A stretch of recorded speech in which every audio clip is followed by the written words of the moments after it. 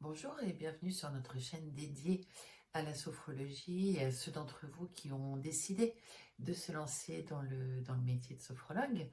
Moi, je suis Claudine Jasset, sophrologue depuis 2009 et cofondatrice et dirigeante de l'IFSP, Institut de formation des sophrologues professionnels, basé en région lyonnaise, et ce depuis 2016.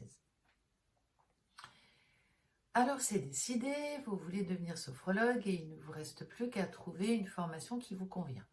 Alors plus qu'à façon de parler peut-être, car vous vous êtes certainement aperçu que l'offre de formation est pléthorique et très disparate. Alors pourquoi, comment est-ce possible? Et c'est là que ça devient intéressant. Le premier point à comprendre, c'est que le métier, la profession de sophrologue n'étant pas réglementée, eh bien la formation au métier ne l'est pas non plus. Donc je reviendrai plus précisément dans une autre vidéo sur les notions de certification, mais il faut déjà comprendre qu'il n'y a pas de cursus officiel pour devenir sophrologue, pour obtenir le parchemin que vous allez pouvoir fièrement afficher dans votre cabinet. Vous allez donc pouvoir trouver plusieurs grands types de formations. Donc en premier lieu, les formations qui existent depuis longtemps, généralement créées au départ par des sophrologues de la première ou deuxième génération, formés directement auprès du professeur Caicedo, fondateur de la méthode.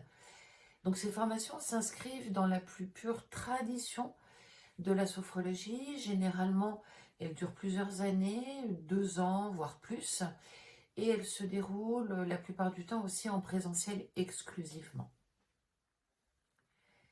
À l'autre extrême, vous allez trouver des formations qui ont émergé plus récemment, il y a quelques années, voire quelques mois, qui ont aussi peut-être une autre vision du métier, ou en tout cas mise, pourquoi pas plus sur l'aspect économique et pratique. Il est vrai que le métier de sophrologue s'exerce souvent dans le cadre d'une reconversion, et les aspirants sophrologues peuvent être attirés par des formations moins onéreuses, plus courtes, parce qu'ils ont hâte, hein, c'est aussi normal. Euh, donc c'est là que vous allez trouver des formations qui vont durer quelques mois, voire moins pour certaines, et qui vont se dérouler la plupart du temps plutôt en distanciel. Et puis à mi-chemin entre ces deux courants, vous avez des formations qui s'adaptent au contexte, aux évolutions du métier, du monde de la formation, aux besoins aussi des futurs sophrologues, tout en respectant les valeurs fondamentales. La durée reste quand même conséquente, ça peut être de 12, 15 jusqu'à 18 mois, avec un mélange de présentiel et de distanciel afin de tirer parti du meilleur des deux modalités. Alors comment choisir? Tout simplement en comprenant mieux quels sont vos objectifs, vos besoins, mais aussi les conditions d'exercice du métier et les impacts de suivre telle ou telle formation sur la suite de votre parcours de sophrologue. Choisir un métier ou se reconvertir n'est pas anodin. Ouvrir son cabinet, c'est une chose, mais développer son activité et la pérenniser ensuite dans le temps, c'en est une autre.